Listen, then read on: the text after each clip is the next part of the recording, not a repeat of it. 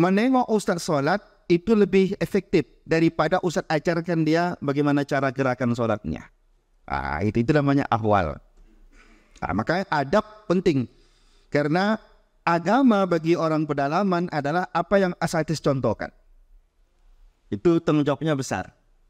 Jangankan di dalam, di kota saja, ustadz yang berceramah itu yang dia lakukan semuanya menurut mereka adalah agama. Kalau kita tak bisa dijadikan contoh, maka mereka akan lebih jauh dari agama dibanding kita. Itu memang beban berat. Maka kita yang sudah mengikrarkan diri sebagai dai, itu kalau kita buat salah, dosanya lebih besar dibandingkan dengan orang yang kita dakwahkan. Kenapa Ustaz Abdul Somad? Apa penelitian psikolog tentang Ustaz Abdul Somad? Hasil penelitian psikolog tentang Ustaz Abdul Somad adalah bahasa yang digunakan Ustaz Abdul Somad bisa diterima oleh kalangan anak TK sampai kalangan tua. Tumara maharatul khitabah.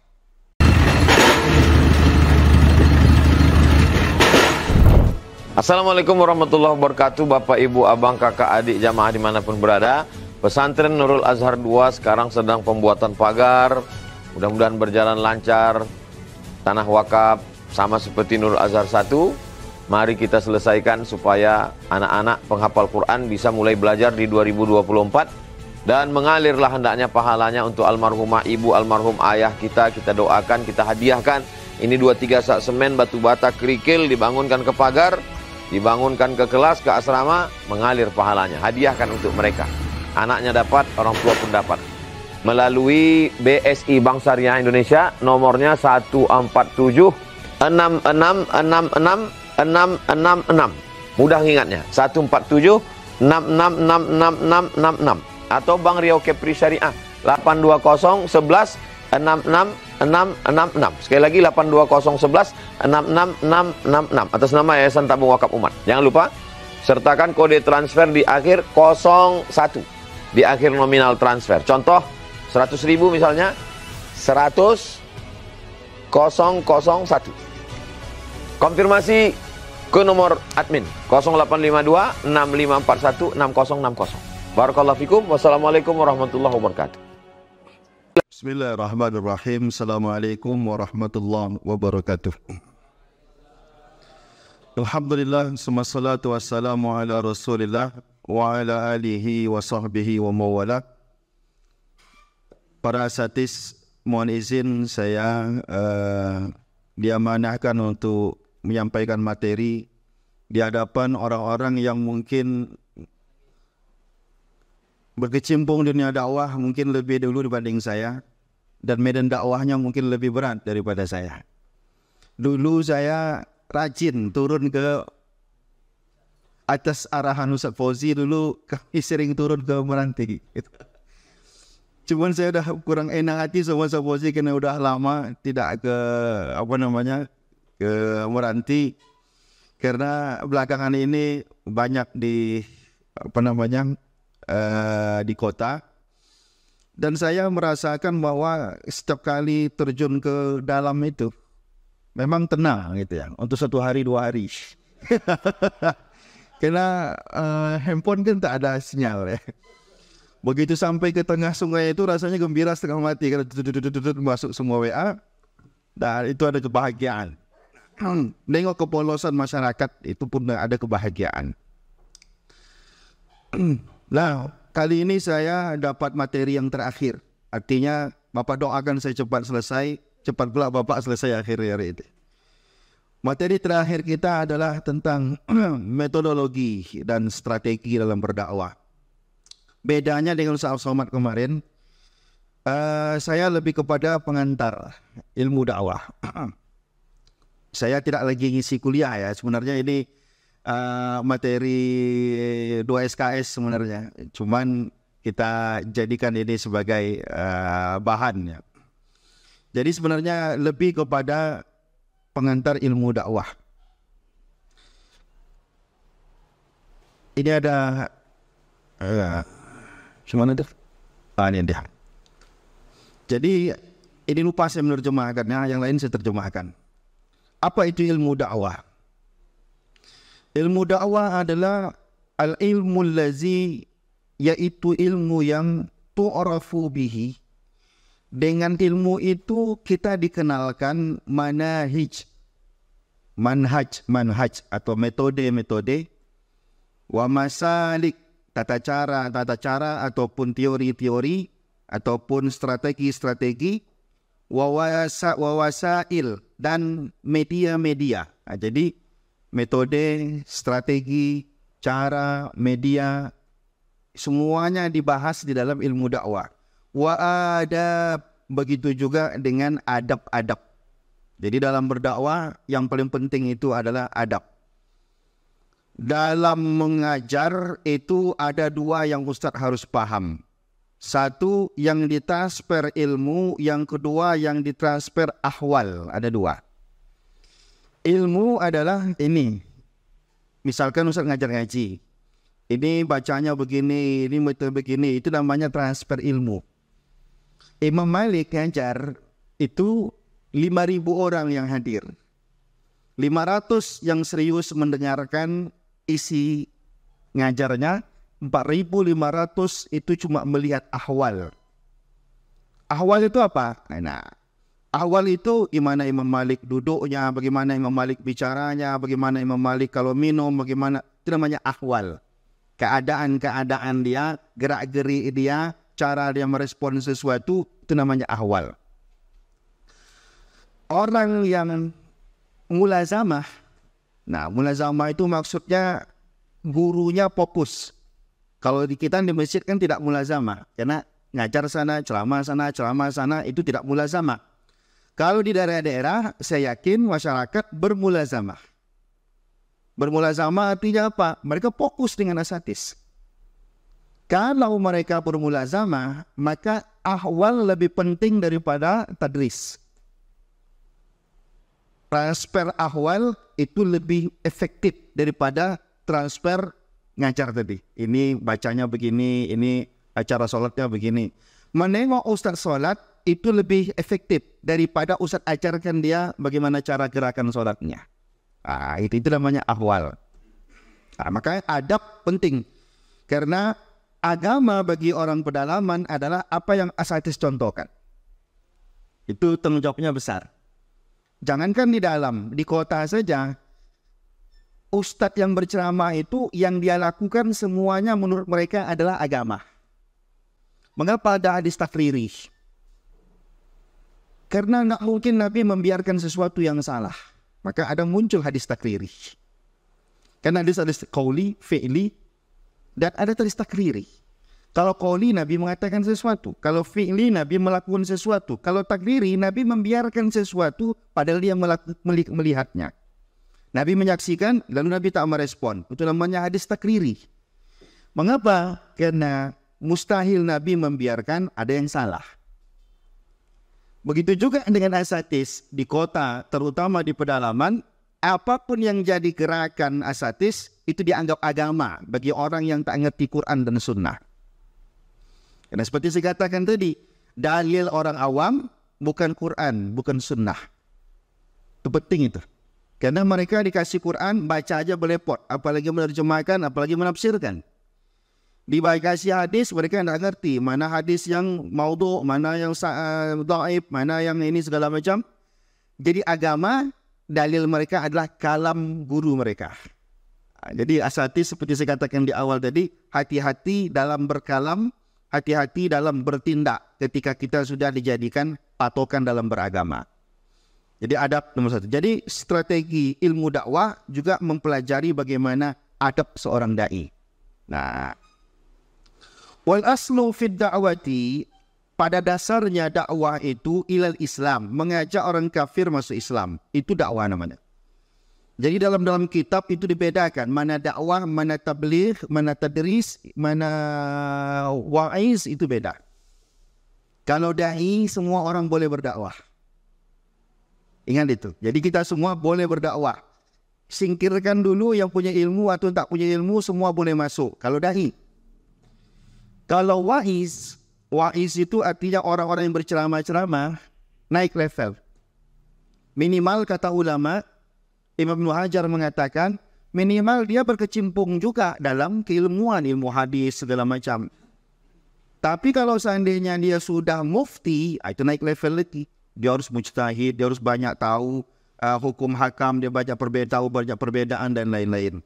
Nah, kita alhamdulillah di level dai.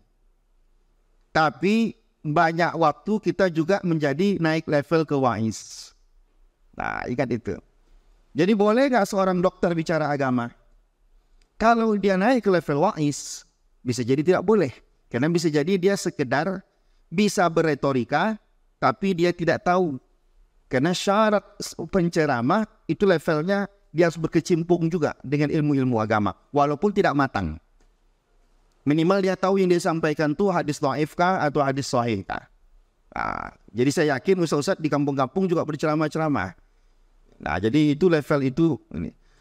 Al-aslu fi da'wati lil Islam, kalau kita bicara dakwah, itu mengajak orang kafir antakuna li ghairil muslimin, yang bukan orang Islam diajak ke Islam. Maka definisinya nanti dakwah itu dengan kekerasan atau dengan kelembutan. Karena di zaman Nabi ada dakwah yang dilakukan dengan kekerasan, karena ngajak orang kafir masuk Islam. Nah, cuma dikembangkanlah dakwah ini bukan hanya untuk orang kafir ke Islam, waqad takunu li ba'dil muslimin, dan dakwah juga bisa diarahkan kepada sebagian orang Islam, hina ma yakunu haluhum misla hali ghairil muslimin, ketika keadaan mereka ini walaupun Islam tapi macam bukan orang Islam. Sembayangnya belepot, apa segala macam, baca Qurannya tak bisa, walaupun orang Islam tapi macam bukan orang Islam. Maka dakwah juga disasar ke mereka. Nah, ini jadi ilmu dakwah ruang lingkupnya adalah itu dia, metode, teori, strategi, dan juga media, dan juga sampai kepada adab-adab. Nah, yang media ini yang mungkin perlu pelatihan khusus. Karena zaman sekarang media dakwahnya tak cukup dengan sembako saja. Kalau dulu mungkin sembako bagian daripada media dakwah. Sampai sekarang, sampai hari kiamat itu akan jadi media dakwah. Tapi zaman sekarang anak-anak muda makin canggih segala macam, butuh media yang sifatnya mengikuti sesuai dengan zamannya. Baik. Arkanud dakwah, rukun dakwah. Kalau kita menyebut dakwah, berarti kita tak boleh keluar dari 4 hal. 1, dai, orang yang berdakwah itu sendiri, yaitu asatis semuanya. Yang kedua, al-bada'u, objek dakwah atau orang yang didakwakan. Yang ketiga, al-mad'u ilaihi, bahan dakwahnya. Apa yang mau didakwakan? Baca Quran kah? Agama kah? Adab kah? Akhlak kah? Dan yang terakhir, asalib. Uslub, jamaknya asalib, yaitu retorika atau strategi dalam berdakwah. Jadi kalau kita berdakwah, 4 ini perhatikan. Kalau kita bicara tentang dakwah, tidak keluar dari 4 hal ini. Nah, itu dia. Kita bahas satu-satu. Sebenarnya ini 2 SKS, tapi kita selesaikan dalam setengah jam pertemuan. Nah, gitu ya. Karena karena mahasiswanya lebih hebat udah dari dosennya. Nah, rukun yang pertama adalah ad-da'i. Kita bicara dulu tentang pendakwah. Apa da'i itu? Ad-da'i adalah al-muballigh lil Islam, orang yang menyampaikan ajaran Islam. Orang menyampaikan kepada orang lain untuk berada di jalur Islam. Itu namanya da'i. Itu disebut dengan da'i. Wal mu'allimu lahu, dan dia juga mengajarkan, bukan mengajak saja, tapi dia juga mengajarkan bagaimana menjadi seorang muslim yang benar. Wasa'iyu ila tatbiqihi, dan ini pula yang beratnya, dia sendiri secara personal berusaha untuk mengamalkan apa yang dia sampaikan kepada umat itu. Ini agak luas memang definisi seorang da'i. Kalau secara bahasa gampang, da'i ngajak, itu da'i. Ayo sembahyang, itu dah da'i itu. Itu da'i secara bahasa. Tapi kalau ingin dibuat da'i secara istilah, itu ada 3 unsur. Unsur pertama, dia ngajak Islam. Unsur yang kedua setelah itu dia mengajarkan tentang Islam.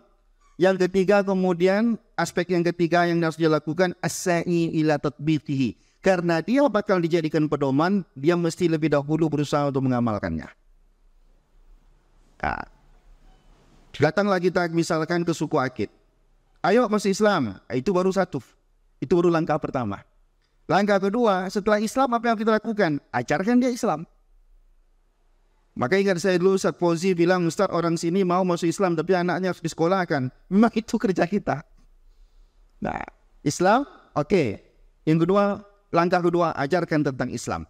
Setelah itu, dia orang-orang ini yang kita ajak masuk Islam, agama yang mereka anggap Islam itu adalah apa yang kita kerjakan. Kalau kita tak bisa dijadikan contoh, maka mereka akan lebih jauh dari agama dibanding kita. Itu memang beban berat. Maka kita yang sudah mengikrarkan diri sebagai dai, itu kalau kita buat salah, dosanya lebih besar dibandingkan dengan orang yang kita dakwahkan. Mengapa? Kan gitu. Karena kita buat salah, bagi mereka kesalahan itu tidak apa-apa. Buktinya guru mereka aja buat bersalah. Saya ulangi ya. Ini agak berat ini. Asal itu kalau tertidur saya tidak masalah. Nanti kalau udah puas bangun lagi. Ya, insya Allah dapat pahala juga. Imam Syafi'i pernah tertidur lagi diajarkan oleh gurunya, dibangunkan. Kata gurunya, kamu jelaskan apa yang saya jelaskan tadi. Bangun Imam Syafi'i, dijelaskannya lebih hebat daripada gurunya lagi. Saya yakin ustaz-ustaz di sini gitu juga. Jadi agak berat nih. Oke. Saya ingin kita tuntas supaya kita paham peran kita sebagai dai. Kita tadi menyebut diri kita semua adalah dai. 3 hal yang mesti lekat dalam diri kita, proses yang kita lakukan saat kita berdakwah, baru kita lengkap sebagai dai. 1, ajak orang ke Islam. Yang kafir suruh masuk Islam. Yang jahat suruh bertobat. Dah selesai satu urusan. Kita lanjut ke tugas berikutnya. Ajarkan orang itu. Bagaimana cara sholat, bagaimana cara beribadah pada Allah. Selesai, nah contohkan dalam keseharian kita, begini loh cara beragama yang benar. Yang saya ajarkan ke Bapak, begini cara mempraktekkannya. Maka di musola ditengoknya mana Pak Ustadz itu. Yang siatnya nanti apa? Duluan dia ke masjid daripada Ustadznya. Mana mau dicontoh. Jadi bebannya berat. Nah begitu. Wasifatut da'iyati, dan ciri-ciri seorang da'i itu. Dan sifat-sifat yang mesti melekat pada diri seorang da'i, yang bagi ayyakuna samhan. Pertama, dia mesti punya sifat berlapang dada. Sifat utama da'i itu lapang dada. Dia butuh kesabaran tingkat dewa. Apalagi kalau di kampung-kampung mungkin ketika ceramah pertanyaannya itu ngulang-ulang, sakit kepala kita. Dan diajarkan kemarin tak juga bisa. Nanti di lego-legonya kita, habis itu ditanya-tanya, habis itu di lobi-lobi, agama apa nih lobi-lobinya? Nah, begitulah, butuh kesabaran, lapang dada. Maka sifatut da'iyati yang bagi ayyakuna sam'an. Lapang dada nomor 1. Kemudian tayyiban, perilakunya mesti baik. Dia mesti dermawan. Dia mesti ringan tulang, kata orang kampung. Apa nanti yang dibutuhkan orang, dia bantu. Rahiman, ada rasa sayang. Itu da'i. Dia sayang. Terutama sayang dalam perihal apa? Dia sayang melihat makhluk-makhluk umat Nabi Muhammad ini tersesat. Kasihan nanti di akhiratnya bagaimana. Rasa kasih sayang. Jadi tak ada yang sifatnya betul-betul untuk kepentingan pribadi. Ada rasa kasih, ada rasa sayang kepada orang-orang yang kita dakwahkan itu kalau dia tersesat. Sholatnya salah, kita kasihan lihat dia. Ada rasa kasih sayang. Kata ulama, apa dalilnya? Karena dasar dari agama itu, kalau kita belajar ke guru-guru, masyaikh-masyaikh, maka musalsal awaliyahnya harus hadis ini. Al-muslimu ar-rahimuna yarhamuhumur rahman. Tabaraka wa ta'ala. Irhamu man fil ardi, yarhamukum man fis sama. Kalau Bapak belajar ke Arab, apapun gurunya, harus hadis ini dulu yang dibaca. Sebenarnya semua kita, ini anjurnya begitu. sebenarnya semua kita belajar ke siapapun, wajib hadis ini dulu yang dibaca. Dan ketika ngajar ngaji, ngajar ini segala macam, sebenarnya wajib ini dulu yang dibacakan. Sebagaimana ini tradisi dari para masyaikh dari zaman dahulu. Mengapa kata ulama hadis ini penting? Supaya dalam berdakwah orang tahu bahwa isi ajaran agama itu di sini. Rahmah. Kata Nabi, ana rahmatun muhdah. Saya ini diutus oleh Allah membawa rahmat. Wa ma arsalnaka rahmatan lil alamin. Irhamu man fil ardi yarhamukum man fis sama. Sepakatlah ulama, siapa saja ulama-ulamanya sepakat mengatakan inilah dasar seorang dai. Dan yang dia ajarkan tidak boleh keluar dari hadis ini. Ar-Rahimun, orang-orang yang penyayang, yarhamuhur Rahman. Allah sayang sama dia. Tabaraka wa ta'ala, irhamu, maka tebarkanlah kasih sayang fil ardi, kepada siapa saja di bumi, yarhamukum man fis sama. Maka malaikat-malaikat yang ada di langit akan menyayangi kamu. Jadi kita dalam berdakwah lebih menonjolkan kasih sayang. Di surga tertulis, apa tertulis di surga? Inna rahmati sabaqat ghadabi. Kata Allah, rahmatku lebih aku dahulukan daripada marahku. Sayangku lebih aku dahulukan daripada. Maka dalam berdakwah pun demikian. Jadi kalau ada orang tersesat, jangan pernah kita lebih dahulu mengatakan kafir, masuk neraka. Tidak menunjukkan kasih sayang. Jadi kalau ada orang tersesat, yang pertama kita bilang adalah tetap ada cara untuk kembali. Sejahat apapun orang yang kita dakwakan, maka satu kata kuncinya. Jangan pernah bilang ini masuk neraka, ini kafir, ini bid'ah. Nabi itu tidak pernah bilang orang bid'ah itu tidak ada. Kalau Nabi strategi dalam ceramahnya, itu lebih pada kisah. Kebanyakan Nabi itu berkisah dalam dakwahnya, dalam ceramah-ceramahnya. Ya itu Nabi ya. Kalau kita kan kadang ada fikihnya, ada tafsirnya, dan segala macam. Kalau Nabi lebih banyak kepada kisah. Supaya orang mengambil iktibar, mengambil pelajaran dan segala macam. Nah, jadi ini sifat utama yang mesti dimiliki oleh seorang da'i. Samhan tayyiban rahiman. Jadi asati sekarang coba tanya diri sendiri. Tiga-tiga ini ada nggak sama saya? Kalau tak ada, perlu dipupuk ulang. Ada nggak jiwa samahnya? Berlapang dada, pemaaf di tengah lapang. Yang kedua, berperilaku baik nggak dengan orang. Sentuhan-sentuhan kita kepada orang-orang yang kita dakwahkan itu disebut dengan ketaiban, kebaikan. Yang ketiga, kasih sayang kita kepada murid-murid kita, kepada orang-orang kampung yang kita dakwahkan. Rasa kasihan kita dengan ahwal mereka.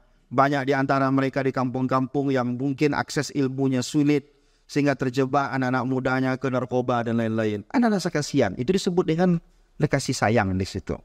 Nah, itu dia. Jadi, bagi seorang da'i, inilah sifat wajib. Maka, seorang da'i harus memiliki beberapa hal dalam diri dia, supaya dia sukses dalam dakwahnya. Satu, dia mesti punya haibah. Apa itu haibah? Harus ada punya wibawa. Kita nengok kawan-kawan misalkan dengan pakaian, dengan pecinya, dengan jenggotnya, dengan cara bicaranya, dengan cara berjalannya, cara bicaranya. Saya lihat inilah sosok dai. Ada haibah di situ. Karena kita ketika berdakwah, ketika haibah tak ada, belum lagi berdakwah, orang udah pergi. Mohon maaf, kita kalau bisa, kalau di kita oke gitu. Tapi kalau bisa di masyarakat, kalau bisa peci jangan lepas. Kalau di kita kan tidak masalah gitu ya. Kenapa? Itu haibah. Haibah itu penting. Nah, mengapa kata orang Arab, lisanul hal, berdakwah dengan penampilan, afsahu min lisanil maqal. Itu lebih fasih lagi daripada lisan kita berbicara. Jadi ketika kita duduk dengan pakaian baju koko, pakai peci, kalau bisa pakai sorban, Duduk kita saja, orang udah terpesona. Walaupun ceramah kita berantakan isinya, tapi udah tertutupi dengan gaya awal tadi. Nah, apa-apa. Nah, ada orang berceramah lembek aja. Nggak apa-apa, tapi orang kena sungkan sama dia, orang dengarkan. Nah, begitu butuh haibah. Saya, kalau di luar, saya nggak suka tangan saya dicium orang. Tapi kalau sama santri saya harus suruh mereka cium tangan saya. Kenapa? Karena saya pengen mereka belajar. Bukan saya mau tangan saya dicium, tidak. Ayo kan cium tangan saya. Supaya mereka belajar bagaimana menghormati guru dan segala macam. Saya sendiri kalau keluar ceramah, tidak pernah saya izinkan tangan saya dicium orang. Perlu kita mengajarkan hal tadi, penting. Nah, jadi ada haibah. Kata kunci sukses pertama, dai mesti punya haibah. Maka kalau ada dai celana pendek, maka orang takkan pernah dengar ceramah dia. Keluar rumah pakai singlet aja, habis itu nyapu halaman dan segala macam, malas orang. Nah, habis itu bantai jogging, nampak pula lututnya. Kenapa orang dengar di ceramah? Haibahnya hilang. Nah, jadi kalau udah kita sebagai dai, bicara pun agak diagak-agak. Ya, kecuali kita sama kita bercanda oke gitu. Tapi kalau depan masyarakat memang dipura-purakan. Oh, ini munafik, enggak. Ini supaya dakwah kita lancar. Dipura-purakan. Sampai betul-betul itu keluar dari hati kita. Kan gitu. Sementara itu belum keluar dari hati kita, gaya tadi ya kita paksa kita pura-purakan. Pakai peci itu kita pura-pura, sebenarnya kita nggak mau pakai peci. Panas. Ya kan gitu kan? Tapi apa-apa kita pasang depan masyarakat ketika berceramah. Kenapa? Karena nanti haibah kita hilang. Maka ini penting ini. Nah, jadi haibah nomor 1. Maka dari haibah ini banyak sebenarnya pembahasan. Maka ketika ustadz tampil depan masyarakat, masyarakat itu tampilan kita itu dikaji sama mereka. Ditengoknya peci nggak sinkron warnanya dengan baju. Itu dikaji sama masyarakat, jangan nggak dikaji. Macam TK Pak Ustadz tuh kan, kenapa TK? Sarung warna hitam, ini baju warna merah, peci warna hijau. Habis itu nanti pernik salnya lain pula warnanya lagi. Itu dikaji oleh masyarakat. Akhirnya hebat itu tidak ada. Bulu-bulu hidung keluar. Ketika ceramah itu tengok masyarakat itu. Jangan dikira ini sepele Pak. Ya, jangan dikira. Ini apa namanya, pesona kita itu adalah modal nomor 1 sebelum kita berbicara. Kumis, kumis kalau lebat, kalau teratur tidak apa-apa. Ini capak jam 1 sana, 1 sana, tidak baik. Nah, pecinya udah kuning-kuning, bukan warnanya kuning, tapi lama gak dicuci. Duduk lah macam tuh bisi-bisi semua kita. Begitu kita ngomong, memuntah dia dengar mencium bau mulut kita. Tak pernah pakai obat ketiak dan segala macam. Hilang haibah. Nah, jadi penampilan itu nomor 1 sebelum kita berbicara. Nah, pangkaslah, cukurlah kumis, dikistrikanlah bajunya, cocokkan warna atas sampai bawah, gitu ya. Harus matching dia. Itu strategi. Nah, itu yang pertama. Yang kedua, tentu saja seorang dahi mesti punya sakofah. Apa yang mau kita sampaikan kalau ilmu tak ada? Ilmu, kalau sakofah itu bukan sekedar ilmu, tapi wawasan. Wawasan kita harus luas. Jangan sampai nanti jamaah cerita politik, kita tidak paham sama sekali. Jamaah kita ini kalau udah pemilu, yang tak sekolah pun ceritanya politik. Dia nomor 1 lebih tahu lagi daripada siapapun. Semuanya merasa begitu. Jadi ketika diajak kita ngomong, nampaknya kita ngomong, tidak ada ustadz ini, kosongnya nih. Tapi ketika dia bicara politik, kita duluan tahu daripada dia, dia terpesona dia. Wah, mantap ustadz nih. Bukan hanya ngaji, tapi cerita mana yang baik, Jokowi atau ini ya tahu dia. Peta politik di kampung kita ini, RT mana yang berpotensi, mana RT yang tak berpotensi, paham dia, terpesona dia. Sakofah, wawasan, ilmu keduniaan, ilmu keagamaan nomor 1. Banyak orang nanti diukur, jangan dikira semua masyarakat kita itu bodoh. Ada orang-orang yang tersembunyi yang kita pikir semuanya bodoh, rupanya salah satu di antara mereka ada yang alim. Maka pastikan kita berbicara tentang agama yang kita kuasai. Kalau enggak, kita ditertawakan. Kata orang Arab, man takallama bi ghairi fannihi atabil ajaib. Kalau ada orang ngomong bukan pada keahliannya, ngomongnya ajaib-ajaib. Bukan ajaib karena mantapnya. Ajaib karena nggak pernah didengar semua orang. Apa dibilang Ustaz ya? Biasa tak pernah saya dengar begitu. Dia tak paham fikih, dibantainya bicara tentang fikih. Dia tak ngerti sifat 20, dikajinya sifat 20. Itu zigzag membahayakan kita. Jangan pernah jadi imam memilih ayat yang kita belum lancar membaca ayat. Itu bahaya itu membuat orang menjengkalkan kita. Fasih, mantap, ketawa-ketawa orang dengar ceramah kita. Kita bantai jadi imam. 10 kali diingatkan sama jemaah ayat. Bersalah-salahan semuanya. Keluar dari situ dijengkalin orang kita. Walaupun ceramahnya materinya udah mantap. Hati-hati. Minus kesalahan. Tidak boleh ada kesalahan. Tidak boleh ada kesalahan secuil apapun. Kita mesti berusaha untuk itu. Maka wawasan kita mesti luas. Jangan berbicara tentang hal yang tak kita kuasai. Kalau tak ngerti politik, diam. Kalau kita ngertinya fikih, bicara fikih. Kalau kita ngerti tentang tafsir, bicara tafsir. Tapi tak pernah buka kitab tafsir. Tiba-tiba masyarakat bertanya, kita jawab. Itu memalukan kita. Hati-hati. Lebih baik kita bilang, saya tidak tahu. Saya tidak tahu itu tidak mengurangi wibawa kita. Justru saya tidak tahu itu menaikkan derajat kita. Tapi jangan dibiarkan tidak tahu. Bilang, saya tidak tahu, kasih saya waktu. Itu betul-betul kecuali PR. Jadikan dia PR. Maka besok harinya jumpa dia kita sampaikan. Kabum dia sama kita. Itu modal. Walaupun sekali-sekali, tapi itu berbahaya. Yang ketiga, ini penting. Ada maharatul khitabah. Kemahiran dalam berorasi. Tak semua orang dapat ini memang. Tak semua orang dianugerahkan ini. Kenapa Ustaz Abdul Somad? Apa penelitian psikolog tentang Ustaz Abdul Somad? Hasil penelitian psikolog tentang Ustaz Abdul Somad adalah bahasa yang digunakan Ustaz Abdul Somad bisa diterima oleh kalangan anak TK sampai kalangan tua. Itu maharatul khitabah. Dalam maharatul khitabah ini ada beberapa hal poin penting. 1, penguasaan bahasa. Kalau tak pandai kita baca kitab kuning, jangan dibaca kitab kuning itu teksnya. Memalukan kita. Udah. Kalau udah itu apa ini nggak pandai dibacanya juga. Baca aja artinya. Tapi payakan kita kelihatan keren. Bapak, ini strategi ya. Supaya keren, ini supaya keren, bawa kitab walaupun tak dibaca. Itu dia. Ketika ceramah, ketika berdakwah, bawa tentenglah buku, kitab segala macam, meskipun tak dibaca. Nah, sambil nanti kita, masyarakat itu udah terbiasa. Jadi penguasaan bahasa penting. Di mana kita berada, pahami uruf bahasa. Uruf ada 2. Ada uruf kauli, ada uruf fi'li.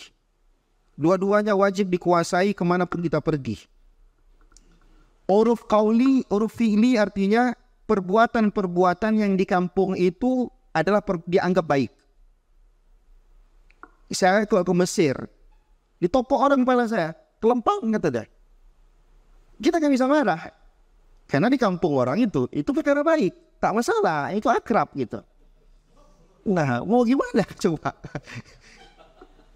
Nah, jongkok kita, dimarahin orang. Itu tak beradab kata dia. Masa kamu tuh berak tengah jalan kata dia. Saya tidak berak, saya bilang, saya jongkok. Tidak bisa. Itu uruf fi'li namanya. Nah, hal baik dan buruk yang berlaku di satu masyarakat. Kita ini beda kampung aja udah beda itu. Ada namanya uruf kauli. Uruf kauli ini bahasa-bahasa khusus yang dipakai di suatu daerah. Yang mungkin ada di daerah lain, tapi maknanya berbeda di tempat yang lain. Di satu tempat itu baik, di tempat lain bisa buruk. Bonga misalkan. Kalau bapak di Medan bilang bonga, orang tidak marah. Bonga kita bilang semua orang Medan. Tidak masalah. Tapi coba bilang bonga semua orang Riau. Sama artinya. Dan itu kalimatnya sama-sama bonga, artinya beda. Di Medan bonga itu bohong. Tapi sampai ke Pekanbaru, bonga itu bodoh gitu. Itu namanya uruf kauli. Mungkin di suku Akit, suku Talang Mama, suku laut dan segala macam, mereka juga punya uruf qauli pasti. Di Rupat, di Inuhu, di Rahil, di ini semua macam. Sekarang segala tempat itu punya uruf qauli dan ada uruf fi'li. Dalam beretorika, khitabah kita dalam berdakwah, uruf qauli mesti dikuasai. Mana yang pantang di kampung ini, mana yang boleh diucapkan, mana yang tak boleh diucapkan. Itu dulu yang kita pelajari sebelum kita terjun ke masyarakat. Nah, jangan sampai orang udah jengkel duluan dengan kita. Ada ustadz terkenal di Jakarta itu. Di kalangan Betawi, dia kalau berceramah orang terkiki-terkiki. Tapi kalau keluar dari kampungnya, orang terdiam aja. Pak, gak ada yang ketawa satupun. Karena lucunya orang Betawi itu beda. Dibawakan ke sedepan serimpuan Batak sana, tapi orang itu apa yang dibilang, di mana lucunya gitu. Nah, gitu ya. Nah, itu tadi. Maka masuk kita ke lapangan, maka yang pertama kita kuasai adalah uruf qauli tadi. Nah, maka perlu kita kuasai lapangan. Khatibun nas ala qadri uqulihim. Gunakanlah bahasa dengan dalam berdakwah itu sesuai dengan akal kemampuan mereka menerima bahasa kita. Ibarat kata, berceramah dengan profesor, berceramah depan mahasiswa, berceramah depan anak SMA, berceramah depan anak SD, berceramah depan anak TK. Sama nggak bahasanya? Tidak sama. Kalau pakai sasi-sasi depan anak TK, bingung dia. Pendekatan anak TK apa? Belikan coklat, belikan permen. Diam nak ya, yang diam Bapak kasih permen. Diam dia. Masa profesor begituin juga? Diam Pak ya, saya kasih permen. Itu beda perkataan. Masyarakat juga begitu. Level masyarakat, Kota Pekanbaru misalkan. Beda masjid, itu beda intelektualitas. Beda tingkat intelektualitas masyarakatnya. Kalau Bapak berceramah di Palas, jangan tinggi-tinggi kali pembahasannya. Jangan sampai ke langit pembahasannya, cukup di bumi aja. Jangan bicaranya tentang bagaimana kita, orang-orang Eropa itu begini, kita harus lebih bingung mereka. Nggak, bukan itu kajian mereka itu yang belum sampai ke situ. Khatibun nas ala qadri uqulihim. Bicaralah depan orang, ceramahi orang sesuai dengan akal kemampuan dia untuk menerima apa yang kita sampaikan. Nggak usah hebat-hebat betul. Kalau kita di kampung ini tak perlu hebat-hebat betul cara itu apa kita, bahasa kita. Kita lebih pada sifatnya pendampingan itu lebih, habis itu kehadiran kita, habis itu bagaimana sentuhan kita. Maka kita tengok masyarakat ini tingkat pendidikannya apa. SD nak ada yang tamat satu ini pun di sini pun Ustaz. Ya udah, gunakan bahasa anak orang-orang yang tidak berpendidikan.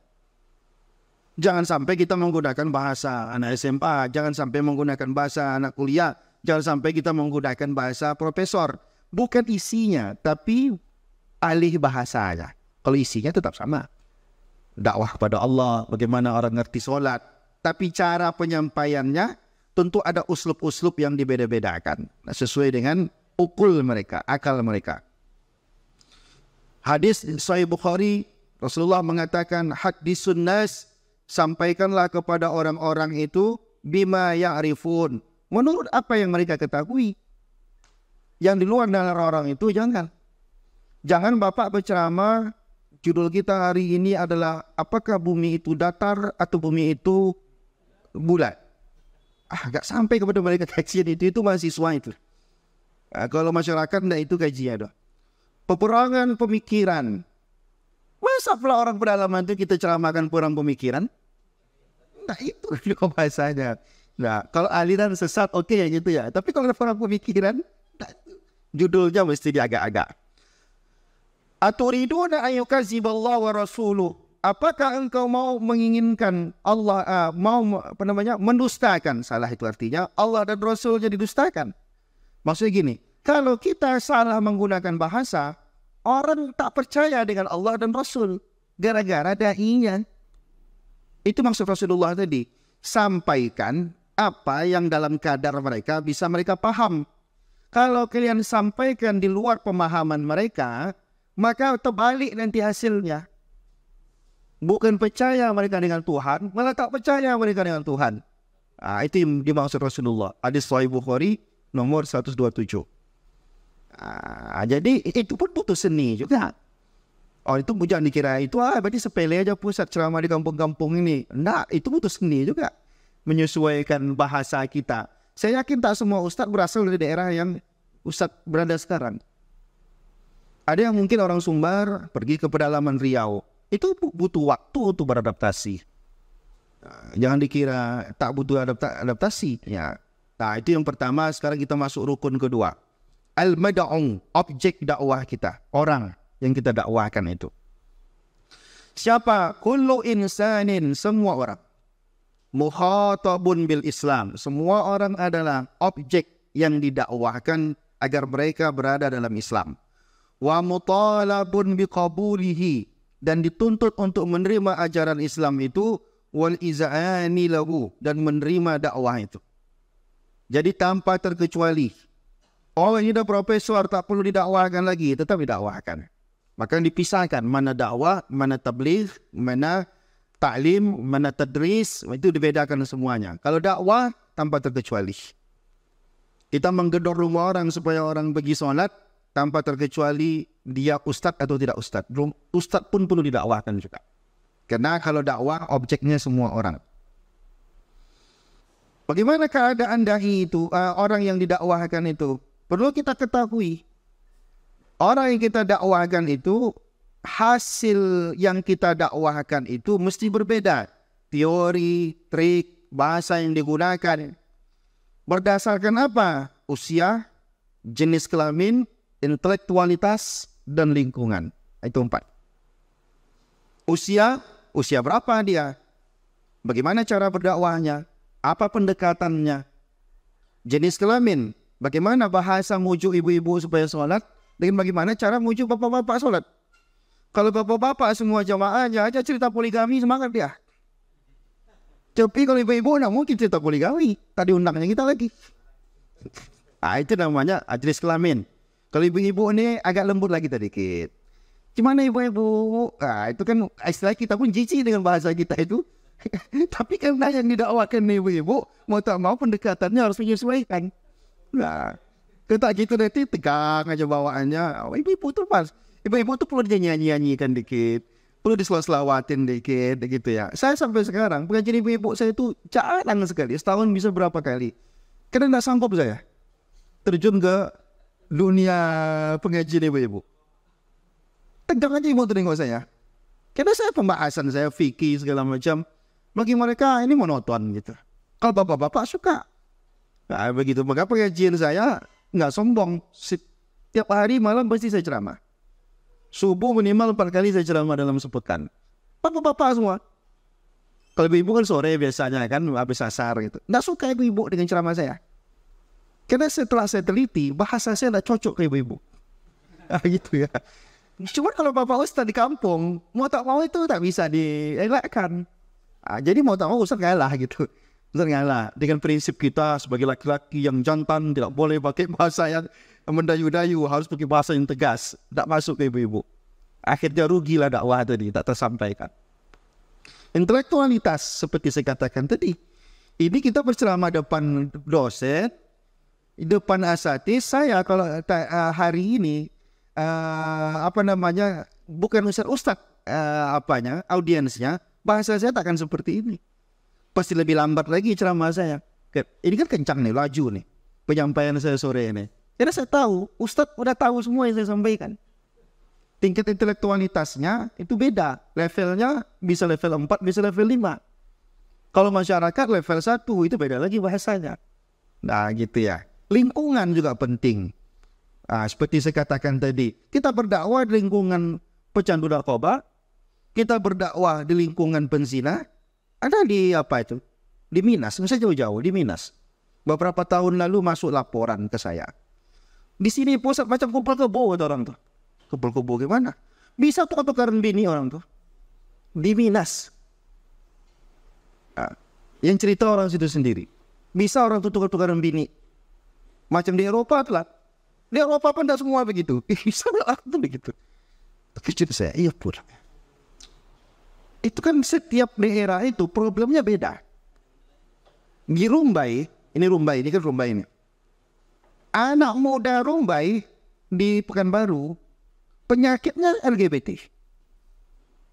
Tak sama mana Panam, tak sama seperti anak kota 5 kota. Khusus anak Rumbai, ternyata LGBT paling kuat di tingkat sekolah di Pekanbaru itu anak Rumbai.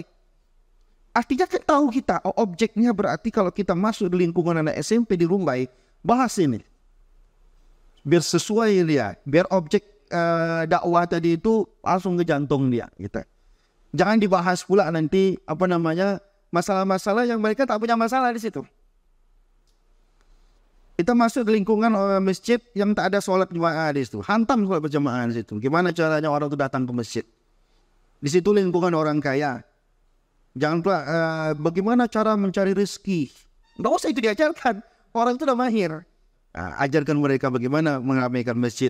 Itu objek. Maka kuasai lingkungan yang kita datangi itu. Saya yakin Ustaz lebih daripada saya pemahaman tentang itu. Ini ulang kaji saja. Maka ada ahwal, ada sifat dari da'i, ada juga sifat mad'u. Kalau da'i tadi apa? Dia mesti punya berlapang dada, dia mesti berperilaku, dan dia juga mesti tadi apa tadi satu lagi Ustaz?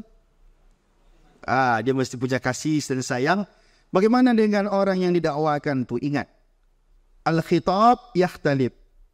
Narasi yang kita gunakan dalam berdakwah berbeda. Biikhtilafil jihatil arba'ah. Dia berbeda berdasarkan 4 hal. 4 ini yang membuat kita menggunakan kalimat-kalimat yang berbeda. 1, zaman, masanya. Yang kedua, makan, lingkungannya. 3, ashkhos, orang-orangnya. 4, ahwal, kondisi-kondisi orangnya. Kondisi orang Riau dengan kondisi orang di Palestina itu berbeda. Nah, apa yang berbeda? Mereka lagi musibah dan segala macam. Nah, itu ada beberapa hal yang perlu diperhatikan terkait dengan keadaan mad'u. 4 hal ini membuat kita merubah-rubah strategi kita dalam penyampaian. Jadi yang berat dalam berdakwah itu adalah membaca itu. Nah, kadang kita nggak mau, ya udahlah siapa saya, bagaimana saya, begitulah siapapun audiensnya terserah saya. Akhirnya dakwah nggak efektif. Kalau kita mau dakwah efektif, maka sampai kepada detail-detail seperti ini mesti kita perhatikan. Nah, rukun yang ketiga, al-mad'u ilaihi, atau kalau bahasa kitanya objek, bukan objek, materi dakwah. Materi dakwah kita tentu saja dinul Islam, ajaran agama Islam, bikulli jawanibihi, pada setiap sisi-sisi ajaran Islam. Kita tidak bicara tentang sains, itu bukan urusan kita. Kecuali ada asatis-asatis, kayak Rosiman ini, dia pakar dalam cocok tanam buah naga. Ya udah, nanti dia dalam pemberdayaan, dia selain berdakwah, diajarkan juga bagaimana. Ada keahliannya. Tapi objek dakwah kita yang wajib itu din, agama. Dari semua aspek agama kita, aqaid, baik urusannya akidah, tasyri', baik urusan syariat, akhlak maupun muamalah, interaksi sosial. Nah, 4 lebih. Akidah, syariat, akhlak, interaksi sosial. 4 itu materi dakwah kita. Nah, materi dakwah itu ada yang sifatnya mangkul, ada sifatnya waqi'i. Apa yang mangkul? Mangkul itu artinya materi dakwah kita itu dikutip aja dari buku-buku. Kalau model begini, berarti kita referensi harus kuat. Punya modal kitab, buku, bacaan dan segala macam. Nah, yang kedua, jangan lupa materi dakwah kita rujukannya juga ada waqi'i. Waqi'i itu adalah realnya keadaan. Apa keadaan masyarakat? Bagaimana keadaan masyarakat sosial? Itu menjadi referensi kita. Jadi 2 referensi utama dalam materi dakwah. Jangan lupa, setiap yang kita sampaikan akan aman dari penyesatan kalau kita menukil. Yang kedua, masyarakat ini jangan sampai yang kita sampaikan ini jauh daripada realita kehidupan mereka. Itu materi dakwah kita. Maka dalam penyampaian, ini dah masuk kepada metode, saya tak mau panjang-panjang di sini. Dalam penyampaian kita biar efektif, dia mesti terstruktur. Dalam berceramah ataupun dalam berdakwah ada metodologi. 4, seperti kita menyusun skripsi. Harus ada muqaddimah, harus ada permasalahan, harus ada isi, harus ada kesimpulannya. Semacam buat skripsi. Kalau pernah kuliah tentu tahu apa yang saya maksud. Metodologi tata cara berpikir. Kenapa ini penting? Karena ini sudah dirumuskan oleh pakar dan ahli. Baik dalam menulis maupun dalam berpidato maupun dalam penyampaian, dia efektif kalau 4 ini ada. Jangan tiba-tiba ini haram, ini halal, ini haram, ini halal. Antarkan ke mereka, membuat mereka tertarik untuk tahu hukumnya apa. Seperti saya ekonomi tadi. Apa antara kita masyarakat? Bingung. Bagaimana sebenarnya? Apakah tahlilan itu boleh? Apakah solat itu yang betul 20 rakaat atau 8 rakaat? Kami sampai kebingungan. Mau solat ikut yang mana? Itu kan problem. Itu kita kuasai. Lalu kita ajak mereka berpikir, ini loh problem kita. Sehingga mereka tertarik. Inilah yang harus kita carikan. Apa sebenarnya jawabannya? Baru masuk ke isi. Di ujung, jangan sampai yang mereka ingat cuma masalah saja. Tak tahu mereka apa jawabannya. Di ujung kita kasih kesimpulan. Saya tak mau panjang di sini. Karena ini lebih sifatnya ke pengalaman di lapangan. Baik, terakhir. Uslub dakwah. Uslub dakwah gampang sekali. Uslub dakwah ini sudah dijelaskan oleh Allah dalam Quran dan disyarahkan oleh ahli-ahli tafsir. Ada 3 uslub dakwah. 1, hikmah. Yang kedua, mau'izah hasanah. Yang ketiga, wajadilhum billati hiya ahsan. Apa yang dimaksud dengan hikmah? Yang dimaksud dengan hikmah adalah yaqulu biwahyillahi allazi yuhihi ilaika. Yang kita sampaikan itu adalah, jadi gini Pak, ada ilmu, ada hikmah. Apa bedanya ilmu dengan hikmah? Saya contohkan begini. Bapak tahu nggak bagaimana cara sholat? Tahu. Berapa rukun sholat? 13. Bapak jelaskanlah. Itu apa? Ilmu atau hikmah? Ilmu. Coba lihat. Di dalam semua kitab yang tebal-tebal ya, setiap ajaran agama, sholat, dijelaskan hukumnya, tapi dijelaskan juga hikmahnya. Hikmah itu apa? Hikmah itu rahasia ilahiyah. Jadi hikmah itu kalau orang kita dulu menerjemahkannya kebijaksanaan. Maksudnya begini. Hikmah itu dalam kita mengajarkan orang sholat, jangan hanya ajarkan bagaimana cara berdiri, bagaimana duduk, bagaimana membaca. Ajarkan ke mereka mengapa Allah suruh sholat. Itu namanya hikmah. Wa may yu'tal hikmata faqad utiya khairan katsira, kata Allah. Siapa yang diberikan hikmah, maka dia sudah dapat banyak. Karena hikmah lebih daripada ilmu. Kalau ilmu membuat orang keras. Ini haram. Ini boleh, ini tak boleh, ini wajib. Keras. Tapi kalau penyampaian kita dengan ilmu dan hikmah, sambil kita bilang judi ini, berzina ini haram Bapak Ibu, tapi kita sampaikan juga hikmahnya. Kenapa Allah ini haramkan ini? Karena bagaimana kita rumah tangga akur, hidup damai, masyarakatnya baik, tidak ada pengkhianatan. Itu namanya hikmah. Jadi kata Allah, uslub dakwah itu jangan lupa harus ada unsur hikmah di situ. Yang kedua, itu kata menurut Imam At-Tabari ya. Tafsir At-Tabari. Yang kedua, mau'izah hasanah. Mau'izah hasanah saya kutip dari 2 tafsir, Tabari dan Ibnu Katsir. Apa kata Imam Tabari? Bil ibaril jamilah, dengan kalimat-kalimat yang indah. Itu disebut dengan mau'izah hasanah. Yang membuat hati orang terpesona, enak dengar gaya bicara kita. allati ja'alallahu hujjatan alaihim fi kitabi, sebagaimana Allah menggunakan itu sebagai hujjah di dalam kitab sucinya. Uslub-uslub yang Allah gunakan dalam Quran semuanya pakai ibrah jamilah. Ibarah jamilah itu artinya adalah narasi-narasi yang indah, yang membuat telinga enak untuk mendengarnya. Apa kata Ibnu Katsir? Yang dimaksud dengan mau'izah hasanah adalah bima fihi minazawajir wal waqa'i bin nasi zakirhum biha. Ini agak keras Ibnu Katsir. Kata Ibnu Katsir, ingatkan mereka. Itu disebut dengan mau'izah hasanah. Tentang dulu apa kejadian-kejadian yang telah Allah perlakukan kepada kaum-kaum terdahulu dan segala macam. Kan dulu banyak kaum Ad, kaum Samud, kaum Sodom dan segala macam. Jadi mau'izah hasanah itu ingatkan mereka. Tapi ini agak keras. Bolehlah, itu salah satu materi daripada mau'izah hasanah itu. Nah, liyazaru ba'asallahi ta'ala, agar mereka takut.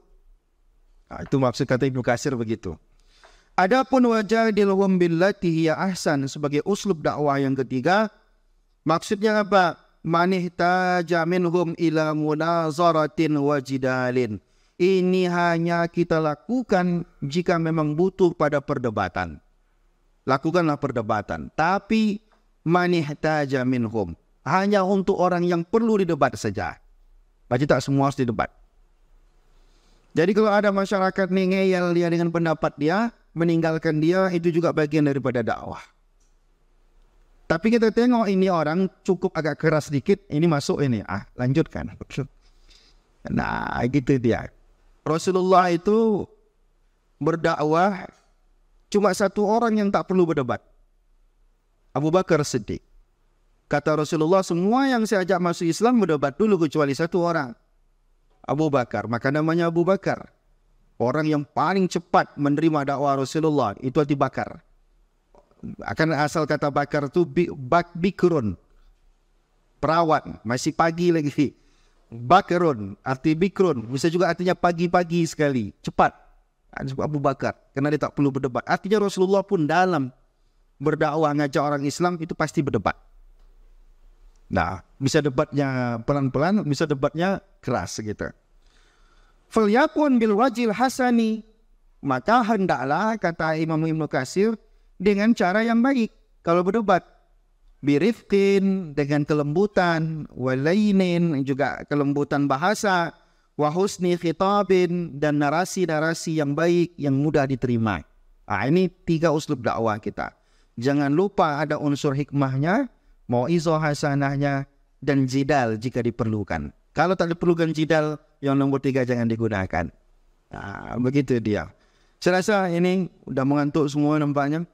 Nah, materi saya pun dah habis juga. Inilah materi singkat tentang bagaimana ilmu dasar yang harus kita kuasai tentang rukun dakwah. Ada dahi, ada mad'u ilaihi, ada uslubud dakwah, ada narasi dakwahnya.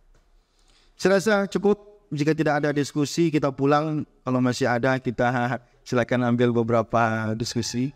Makin cepat, makin bagus. Mungkin ada yang pengen pulang dan segala macam. Pada Pak Diki, saya kembalikan.